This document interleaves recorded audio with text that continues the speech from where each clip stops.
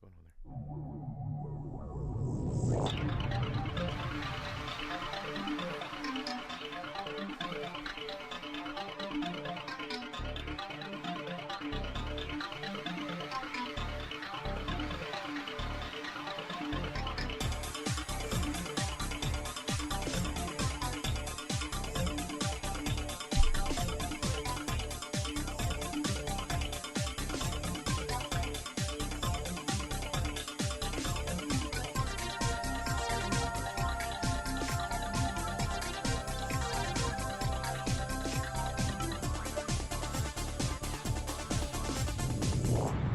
Good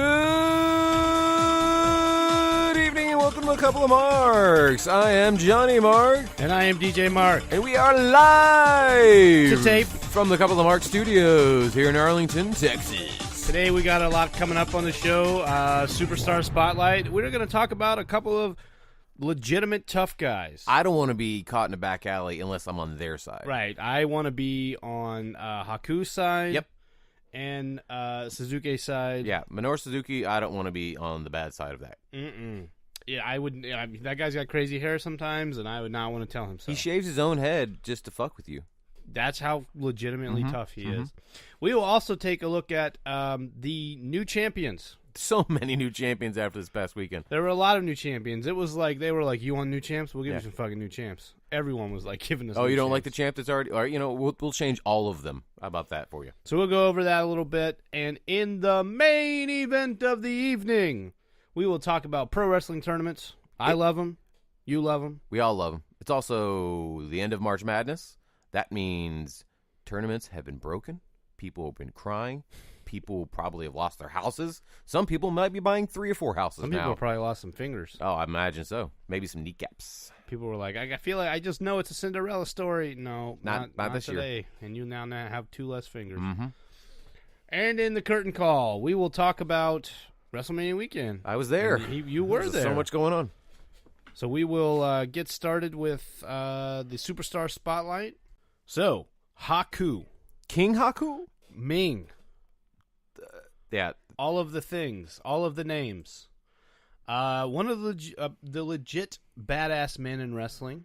I hear this story more often than any other story, that he legitimately is one of those guys. You just do not fuck with him. Yeah, I've got a couple of stories. In fact, Matt Cross told us that he nodded at him one time across from the airport in Japan. Mm-hmm. And he got a nod back, which, if you know anything about Haku, I think you're on the winning side. He may as well have given you a big old bear hug. I agree. So he got his start in Japan. Apparently he was in All Japan Pro Wrestling. I guess he got a start there. And then he apparently kind of traveled around Amarillo, the Amarillo territory, the Funks. Texas, that's right. Then he ended up going to fucking Montreal. Like, obviously, early in the territory days. So, like, obviously. Like, not early in the territory Yeah, what days, years are we talking here? Probably, it looks like in the early 80s is when he went up to international wrestling in Montreal. But then, he eventually made his way to the WWF. Let's call it what it was. Well, he was part of the Islanders. Seems accurate. They apparently initially had a pretty good run as babyface, but then they turned heel and got even more, and got pretty big heat. Because they ended up being with the Bobby Heenan. They're in the family.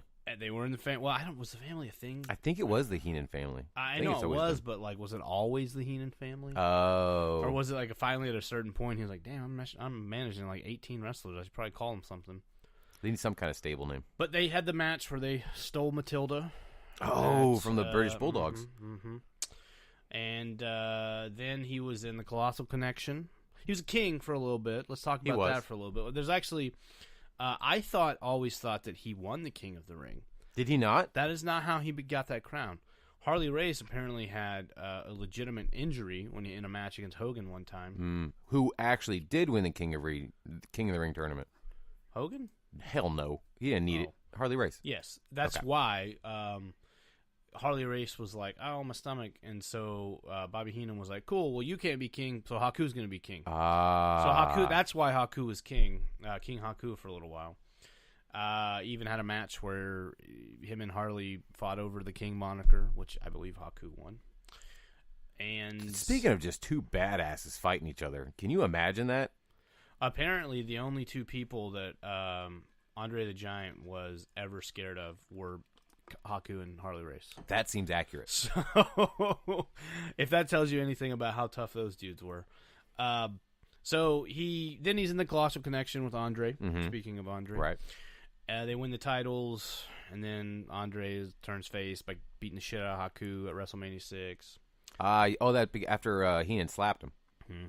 I remember that. And then he just, he kind of bummed around. He did kind of nothing for a little while. And then he went to Japan and Mexico.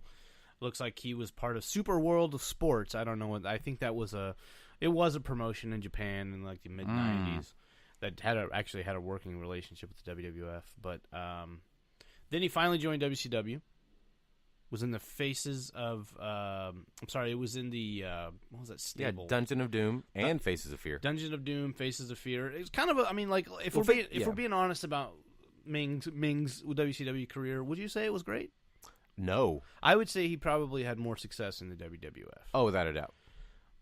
He was a hardcore champion. He was kind of a late career resurgence, I think. He had a sweet fro. He did. I used to when he won that hardcore title and he was out there doing the thing. I was like, man, fuck yeah, I love Ming, man. I was really into Ming being the WCW hardcore champion. Then he came back, surprise entrance at a Royal Rumble. A 2001 Royal Rumble. I don't know if you remember, but I watched it and I was like, holy shit, Ming. I mean, Haku. Right. Which one was he? I don't know. He was Haku yeah, when he came back. WWF, he's Haku. And then, he has just been bumming around the indies as old timers do. Actually showed up in New Japan. He's popped up quite a bit. I say quite a bit. Recently. Like twice a year. He's popped up recently because, his boys wrestled there. Exactly. His legit boys. His legit son. And Tongaloa, adopted kind of son. Tama Tonga, and who was the other one? The big one. He's like 6'8". But he Hikuleo. He also showed up this weekend. Actually, he did. He was in the Honor Rumble. Yeah, the Honor Rumble. Which when I was watching that, I was like, "Oh my god, King Haku is there!" That's because it said King Haku. Right. I was like, "Oh my god, it's so crazy!" Especially because our sticker has Haku. Exactly. On it. People loved it after that. I'm sure it was like a huge tie-in. Like, oh man, these guys have their finger on the pulse. No, we just really love Haku. Or do we? I love Haku. I mean, I love Haku, but we could also have our finger on the pulse. Oh yeah, no, we don't. Yeah, we don't though. So I want to put that out there. Don't be like, hey, for as long of a career as he had, because I mean we're talking like 70s to continuing to wrestle today. Not a lot of gold for this man. It's very surprising. He's one of those utility players almost. I agree with that absolutely. The only title he won in the WWF was the tag team titles with Andre. The only title he won in WCW was the Hardcore Championship. That's very surprising. Yeah, at least like maybe U.S. Championship, tag titles, nothing. TV, nothing. Yeah, nothing. Obviously not a cruiserweight. Tongans aren't small people. They're bigger. When they're wrestlers, they're very bigger. So yeah, that's what I got for Haku. I've always been a fan, and then when you find out that he's a legit badass, like there's a lot of stories out there, a lot of Haku stories. Like Bobby Heenan said he saw him rip two dudes' front teeth out one time with his 2 fingers. Right. So, but I've also heard he's like one of the nicest guys. I also same thing. Like that's also what I've heard. So essentially, what I hear is don't piss Haku off. Or I hear any Tongan or Samoan. Yes, but definitely Haku. There's reported reports of that guy. There's confirmed reports of that guy just destroying people, beating entire cops up. Oh yeah, cops. Yeah, multiple, and they were on him when they were really after Jericho, but Haku was like, not happening. All right, so that being said, let's talk about another badass out there. Speaking of the kings, the king, Minoru Suzuki, coming in at 5'10", 225 pounds, out of Yokohama, Japan. The man is 50 years old. He's at one point was an Olympian alternate for freestyle wrestling. He is He's been in All Japan, won almost every belt there. Also won their tournament. Did he win the Triple Crown? Yes, twice. He's a two-time Triple Crown champion. Their tournament of like King of the Ring or New Japan Cup as like champion Carnival. Mm-hmm. So he won that in 2009 and 2010. He also won the All Asia Tag Team Championship and also the World Tag Team Championship over there. New Japan, he's a former IWGP Intercontinental Champion, IWGP Tag Team Champion, former Never Openweight Champion. He won the G1 Tag League with Lance Archer, local boy. That's crazy. In Pro Wrestling Noah, he's the former GHC Heavyweight Champion and GHC Tag Team Champion. He won their Global League in 2016. In Rev Pro, he is a former British Heavyweight Champion and current British Tag Team Champion with Zack Sabre Jr. And in Pancrase, we will get into Pancrase, ladies and gentlemen. He is a former King of Pancrase Openweight Champion, beating one Ken Shamrock. Kenneth Shamrock. So he trained as an amateur wrestler in high school. He finished second nationwide and became an Olympic alternate. So, fun fact, as an amateur wrestler, Suzuki met Yuji Nagata in 1986. While they were both seniors, Suzuki beat Nagata first in a Tokyo high school tournament and again at a Japanese sectionals. And that's amateur wrestling before they even thought about being in professional wrestling. He trained at the New Japan Dojo and made his pro debut in 1988, but soon left with Fujiwara, the guy who the armbar is named after, and to start another company called Universal Wrestling Federation.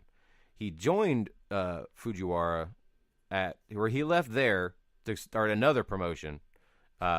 Shockingly, none of them worked. But then he left that to start Pancrase. So Pancrase was one of the first MMA companies ever. So this was founded in 1993. It was a hybrid of pro wrestling and MMA. Their rules were kind of weird, to say the least. You had like 5 rope breaks, but they also counted against you, like point wise. And it was shoot fighting, obviously, first mixed martial arts, but it was just shockingly it didn't work as well as people thought it was going to. But didn't it kind of also eventually turn into like real pro wrestling though? Yes. That's what I thought. Yeah. Ken Shamrock was the first king of Pancrase. Other fighters were Bas Rutten, Josh Barnett, Frank Shamrock, Guy Metzger, Chael Sonnen, Chris Lyle, Evan Tanner, and Jose Aldo. It almost seems like Pancrase was like MMA without like as much emphasis on striking. Right. It was like a lot of grappling and like that's why Suzuki was so the strikes weren't that big a thing. They, Pride later dealt with that. So Suzuki went 7-0 before losing to Bas Rutten. In 1995, he became the second king of Pancrase. He is the only man to hold 2 wins over Ken Shamrock in Pancrase. He also collaborated with the Tekken video game franchise as the King, and so that's how he got the moniker. Yeah. Due to injury, he stepped away from the MMA world and with a record of 30-20 in 2003. Not very good. Not very good. I mean, 30 wins is pretty good. Better than my record, which is 0-0. Although I had one time had an incredible dream that like I became an MMA fighter and was like really good. And like I have no idea where this came from, and it felt so real because I woke up and I was like, "All right, I gotta go train." And then I was like, "Oh wait, I'm fat. Never mind. Never mind. This it wasn't real." Were you a striker or submission guy? I was. You remember? Apparently kind of both. I think you have to be. It was just dangerous. Dangerous Daryl. But then, like I remember it being kind of like a Rich Franklin story where I was like dominant for a while, and then like an Anderson Silva type fighter came and just demolished me. And then I remember like training and being like, I'm gonna come back, and then he demolished me again, and I was like, we're good. Yep. I retired. Maybe this is not my thing. Anyway. So from 2003 to 2006, Suzuki kind of bounced around, winning the IWGP Tag Team Championships, and then going over to Noah, winning their GHC, which is Global Honored Crown Tag Team Championships, and then he joined All Japan in 2006, and pretty successful run there, 2-time winning the Triple Crown Championship, and again 2-time champion Carnival winner. So then he returned to New Japan in 2010 by attacking Nagata and setting up a match at Wrestle Kingdom 5. So he didn't quite win, but he came back in May of 2011, and he literally took over the Kojima Goon